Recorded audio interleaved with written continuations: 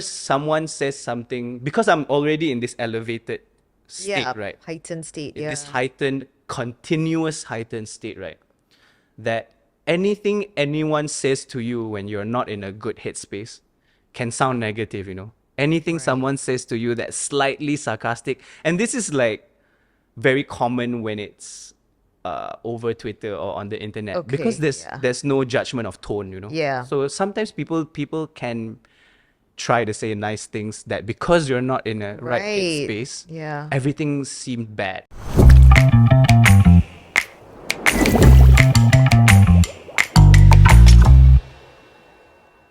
We first knew this guy way back when he won Singapore Idol. Was it like 2009, 13 years ago? And really, he's just been steadily coming up with great music all throughout all these years.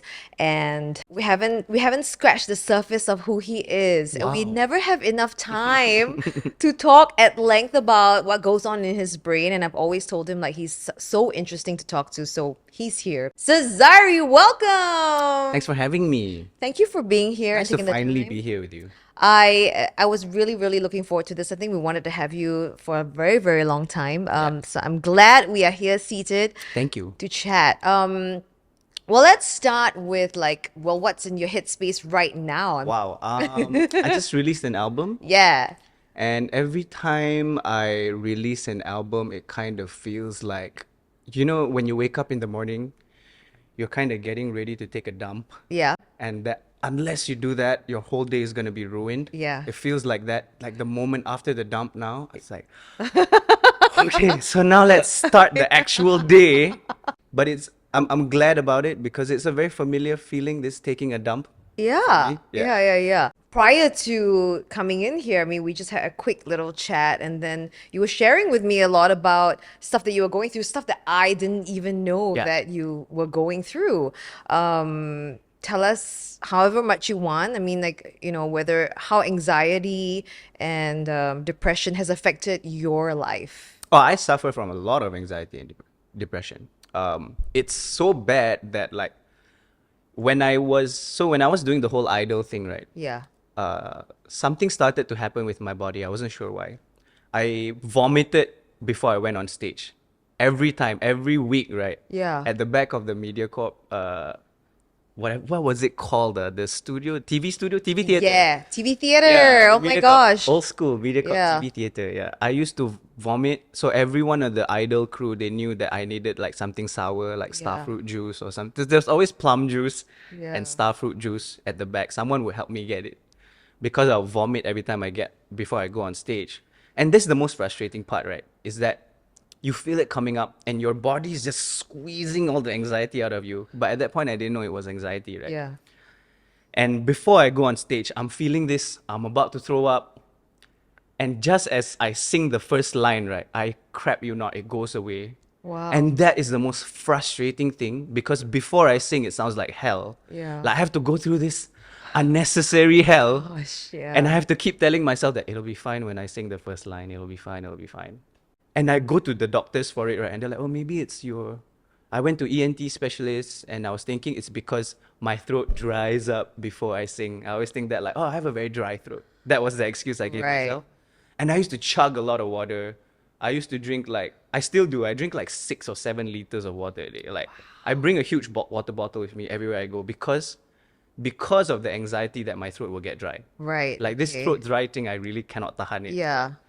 And so for the longest time, I thought that was just like a physical thing until, so a couple days after I finished Idol and I was in the indoor stadium singing for 10,000 people, when I realized I won, the first thing that was in my head, and I think I've spoken about this before, but like the first thing that was in my head was like, holy crap, I got to go to national service. And that was just a time where I'm just like, I don't even know what's in my mind. I was just jumping from one thing to the other. Yeah. And life was so stressful. And that was also kind of like the first year Twitter got big. Right. And there was like a certain sense of like self-awareness that came with being able to listen to what everyone was saying about you all the time. Yeah. That was the first. That was 2009. No one knew what social media Yeah. really was yet. Yeah. And there was instant gratification, but there was also instant feedback on Oh, yeah. everything that you did, right? Oh, I mean, yeah. it's the same now, but people really weren't used to it back then, like that instantaneousness of everything, right? Yeah. And that took a huge toll on me. When I went to NS, I had my first panic attack that I didn't know was a panic attack, right? So I was so anxious, I had so much anxiety that it had caused a stomach ulcer to develop in my stomach. Yeah, because Really? the gut brain stomach. So now that I'm older, I know that Yeah. the gut brain effect is the relationship is the strongest. So it always directly goes to your gut as the Yeah. first physical symptom. Yeah. And so mine was that I needed to puke, and because of all the acid that was happening in my stomach, Yeah. because of the anxiety, I had like scars on my stomach. I have scars on my stomach lining now because of all the acid that's like Yeah. wild in there. Wow. And this was funny because that was the first night in Tekong. And we were in a camp that was like the old sergeant's camp that's in the middle of the island. So Okay. when we got to the ferry terminal, we were the bunch that still needed to take a tunnel all the way half an hour into the... Yeah, it's like in the okay. middle of the jungle, in the middle of the jungle. Yeah, yeah. And I was sleeping in my bunk. I remember I woke up and at 2 in the morning, right? And the sergeant was right in front of my bed. They were doing their nightly rounds. I Yeah. didn't know that, but I got up from so much pain, and a bunch of sergeants, I swear, I shit you not, they just fell to the floor because they were checking, and then they just fell to the floor. And I was like, ah! And I was like, oh my God, sorry. And I went straight to the medical, like, that's the great thing about NS also, is that everything's free when you're at Yeah. the hospital, right? I was like, I Right. want this check. I want this check. I want this check, right? And so I went to get everything checked. I did a scope and everything and found out that it was ulcers. But Yeah. at that point in time, the doctor still was like, when the doctor tells you it's stress, right? You think that it's the last thing they want to tell you because they don't know what's wrong. Yeah. But truth be told, right? Most of the time, it's stress, you know? Yeah. And so I was like, stress? What? I can't believe that it's... How can all these things be stress? I was like Yeah. in complete disbelief, right? Because I had a panic attack from like... I had recurring nightmares every night while I was in NS, man. Whoa. Like every night before I go to bed at 11, before lights out, I'll be like, please don't let it be a bad one tonight. Oh Like, my every night gosh. was a constant nightmare. And then it was just... It got to a point where I became so anxious that I kept having panic attacks. So what it feels like, right, is that whenever someone says something, because I'm already in this elevated state, Yeah. right? Heightened state. In Yeah. this heightened, continuous heightened state, right? That anything anyone says to you when you're not in a good headspace can sound negative, you know? Anything Right. someone says to you that's slightly sarcastic, and this is like very common when it's over Twitter or on the internet, Okay, because yeah. there's no judgment of tone, you know? Yeah. So sometimes people can try to say nice things that because you're not in a right Right. headspace, Yeah. everything seemed bad. Yeah. And everything for me at that point in time sounded really bad. Whenever someone said something to me, it sounded like... It felt like he was trying to be sarcastic. And now, on hindsight, I know that I was just really not in a great headspace. But how do you now deal with it? Or was there a point where I'm really good at masking. So I'm really Okay, good at like, okay. it's cool. But that requires a certain level of energy also. So Yeah. when I'm home, I'm like in my blanket, like most of the time. Yeah. Yeah, but it's just like, I think I had to deal with it since I was young, right? Yeah. And so having to deal with like a lot of stress and stressful situations from when you're young, it just automatically, your brain automatically tries to deal with traumatic situations by one, forgetting about it, right? Yeah. Or you just tend to develop ways to deal with it to feel safe, you know? Yeah. And for me, it's masking in that sense. Like, I'm Okay. very used to telling people I'm okay when I'm not. Right. And that's something that we all can relate to, right? Yeah. Like, it's always like, Like, this I'm first fine. I'm okay. it's the first line of defense, because Yeah. you don't want people to worry about you. You don't want people to think...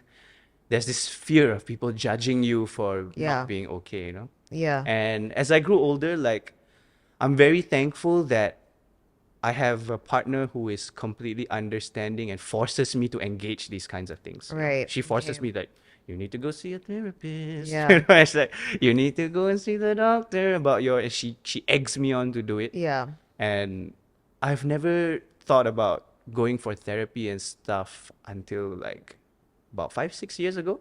I started, and I'm still talking to a therapist Yeah. every week actually. Do you find it very helpful to you? Or do you find Um, it's like sometimes it works for you, sometimes It really depends on the individual. Okay. I think you always have to try to see what works for you. Yeah.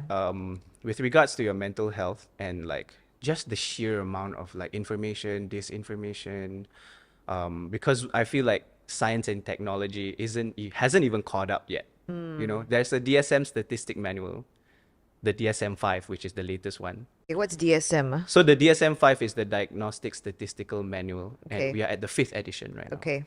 And that's where kind of all the symptoms, the psychiatrists from all over the world discuss and agree upon the symptoms to categorize mental illness. Okay. And we're only at the 5th edition. I see. And it's something that's evolving. It's something people need to understand, right? Is Yeah. that these things we are learning as we go, because the science of it isn't really fully understood yet even. Right.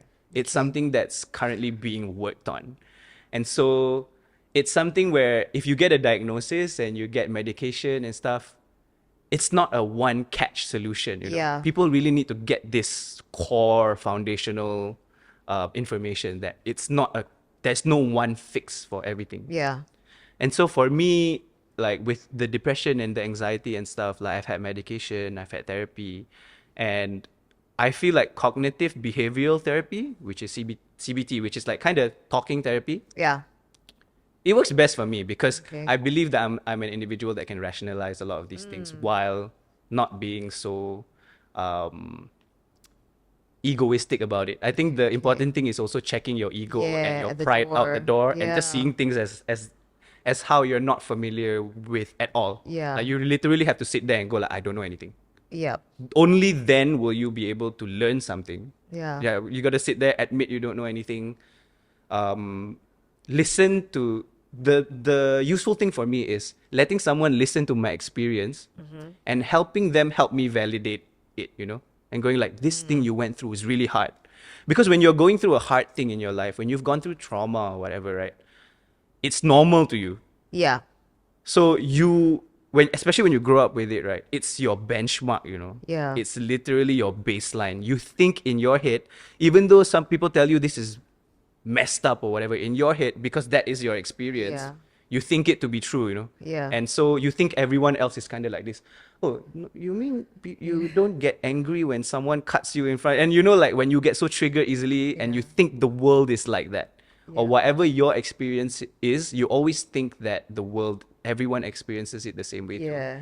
It's like, you can't really help it. It's like an instant human thing that you try to relate to one another from your experience. Right? Yeah. So you're not absolutely. really to blame too, but Yeah. it's just good to be aware that your experience of the world isn't really everyone's experience of the world. Yeah. And so talking to a therapist really helps you with that. You know, subconsciously you don't realize that Yeah. you are kind of trying to together Yeah. find a baseline of thought, like kind of go to the baseline and see like, this is messed up, okay, this is not normal, put it Yeah. down, you know. Yeah. This is messed up, this is not normal, this needs to be lifted up. Yeah. And so kind of when I talk to my therapist, I'm pretty aware Yeah. of these kinds of things. Okay.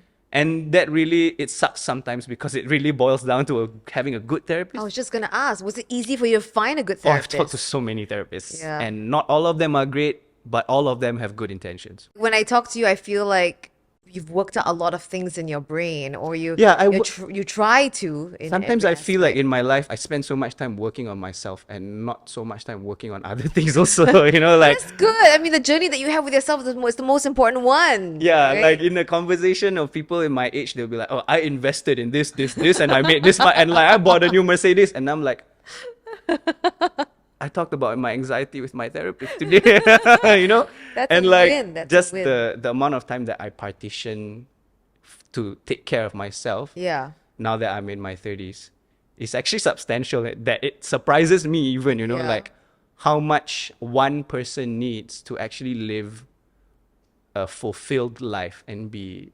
thoroughly happy. It really accentuates the what's this ignorance is bliss statement. Yeah. Because ignorance really is bliss. It is. Yeah, to be happy and to be whole, it's not ignorance for sure. It's the opposite of that, and it's Yeah. hard. Oh, yeah.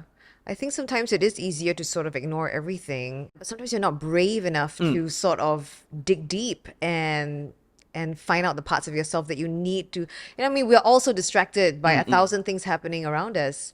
So I think for a lot of people, digging deep and learning more about themselves is actually really scary. Every It's time someone very tells me they're frightening. scared about that, I show them this meme, and this meme is like a bunch of china, in a cupboard, in like a glass cupboard, Yeah. and all the cups and plates are about to crash out when you open it. Yeah.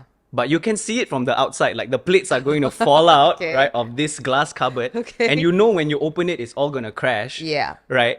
But if you don't open it and let it crash, it's just a bunch of messy shit inside a glass cupboard that Yeah. everyone can see. Yeah. And so it's like, just open it, let it crash, get new plates or rearrange the plates that aren't Right. broken, And Yeah. like every time someone tells me they're scared to talk about, like, they're scared what they're gonna find out or whatever, I'm like, Yeah. would you rather be like 60 and anxious? For me, it's like, I look at a lot of boomer generation parents, and personally, how I see it is like, I see a lot of like relationships where they stay in relationships just to stay in relationships. Yeah. And that's the one thing that I pick up from that I know in my life I do not want. Yeah. Right? I do not want this idea of settling down, having kids, having a partner to take care of my, like, the checklist basically. Yes. I don't really believe in that, Yeah. because I feel like I have so much to work on for me. Mm-hmm. And I know that when I do have a partner, she'll have so much to work on for her too. And Yeah. we kind of have to assess where that is Yeah. before we start the checklist. Yeah. And I'm so happy now that like I'm at a stage with my partner too, that over the past couple of years we've been married. We worked on this before we had kids, before Yeah. we think about. And like, it's really funny because my niece was born 2 years ago in the pandemic, Yeah. and I hate kids because of all these things growing up, right? Like, Yeah. I never thought about it because I'm not at a point where I feel like I can be a good dad. I've Okay. always, at the back of my mind, knew this, Yeah. but I Okay. don't know how to vocalize it to my partner. It's Yeah. always like, kids, but ask yourself that question and you'll come to the conclusion, like, I wasn't ready to be a dad because I don't know what a good example of that is even, Right. And so when my niece was born 2 years ago, like, I've reached this precipice, right, where I've been working on myself for a while. And the moment where I held her in my arms, right, when she was born, Yeah. something just changed, I feel. Like, it's this combination of things, right, where you'll never know you're ready until you are ready. And that means, right, that means a lot, saying that you are ready. It 'Cause- means like, I'm yeah. ready for whatever comes. Yeah. For this child, for you, my partner. Yeah. Whatever, I'll put my boxing gloves on. I'm ready. That's what readiness is for me, Yeah. And I don't know, I'm sure a lot of dads and moms and parents will feel this thing that I've never felt before. Like, Yeah. the readiness of a newborn child being in your arms, and Yeah. that perspective shift of like, wow, this is like life itself. Yeah. Literally, right? This Yeah. is life itself. The feelings, the reason for life itself. It just Yeah. hit me at that point like a lightning in a bottle, man. And just a year from then, when she learned my name, that was when I have goosebumps now thinking my about my niece gosh, saying my name. yeah. Because also that she looks like my brother. And just like growing up taking care of my brother, Yeah. like me and my brother, we're in our own bubble, we take care of each other. And so growing up, like taking care of my brother taking care of me, it's like we are inseparable almost. And Right. seeing this little girl who looks like my brother, who acts like my brother, Yeah. who's going like, Uncle Riri, and I'm just like, Oh. and like she sends me videos where it's like, Oh, wow. she's just like randomly, Uncle Riri's song. She turns on my songs and he goes like, I'm like, Oh. how can someone love you so unconditionally? Yeah. Yeah. That just blows my mind. So now are you like, And now I'm looking at her Yeah. and I have this unconditional love, like, yeah. Wow. why would any parent ever want to hurt their child in any way? That's like the feeling I get lah, right? When I Yeah. see this, right? Yeah. And I've never felt that before because I've always like, I hate kids. You know, I don't know why I hate kids, but I hate kids.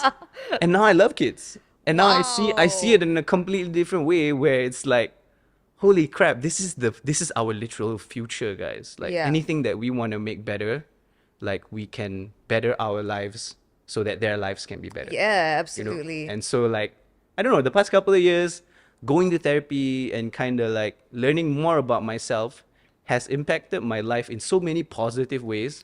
I Yeah. can't even, I'm not even there yet. In like Right. writing down all the positive ways that it's impacted me. I have not Yeah. even there yet because there's so much, you know? Yeah. And just, I think being sure of what you're thinking by going to therapy, like understanding the sureness of your surrounding, the sureness of what's in your head. Yeah. It's very important to get that kind of solidify Yeah. yourself. Yeah. You know?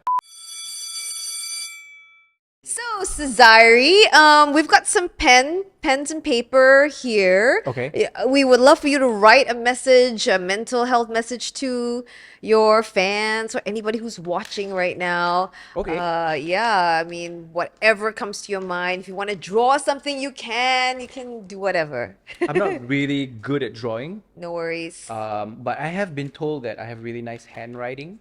I want you to know that in whatever you do, whatever happens, you'll always be okay. And I know this for a fact. So, whenever you are in doubt and you think that no one is around and no one is going to care about what you are going through, it's really okay. Because at the end of the day, it all boils down to you and how you handle the situation. Because good or bad, that feeling resides in you, and you have to know that you got this. You got this. Yeah. Yeah, simple and It's really the simplest thing, but really the most important thing yeah. is to have in your mind to know that everything will be okay. Yeah. It's like a very important thought and spark in your mind that Yeah.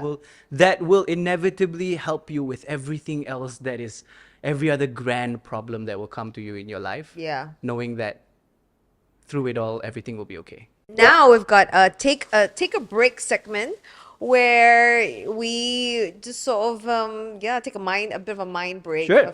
I know you're an avid gamer. Yes. So I thought we could also do some games, Sure.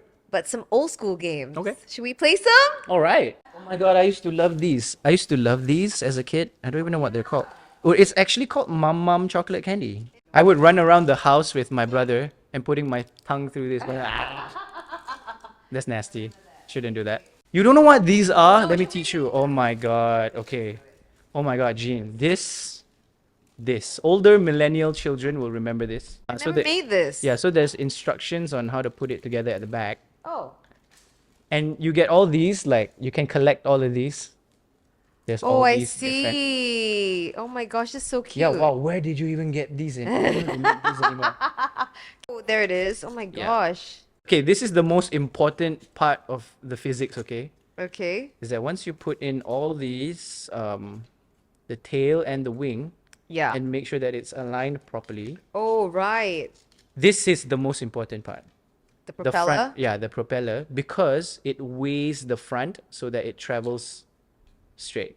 Ruined All mine. right. Ready and Okay, it's not bad. It flies. bad. Flies. I don't know how to play five stones. How do you play five stones? So, like for example, you just take one, and then you know, Okay. two. This is like the first step. Okay. So that's round one That's, complete. That's one. Yeah. Okay. The second one is you take one, and you take two, and then you take two. So on and so forth. It's not as easy as it. So what if I don't manage to do it? What if And I then fail? then it goes to the next person. So you sit in like a circle and everything. The pressure. It's tricky. The It's tricky. pressure. Yeah, it's funny. And because we have the microphone between And somehow us. you're like a bunch of teenage girls like, Jean, Yeah. I saw you talking to John. Yeah. That's What's your relationship with him? Yeah, exactly.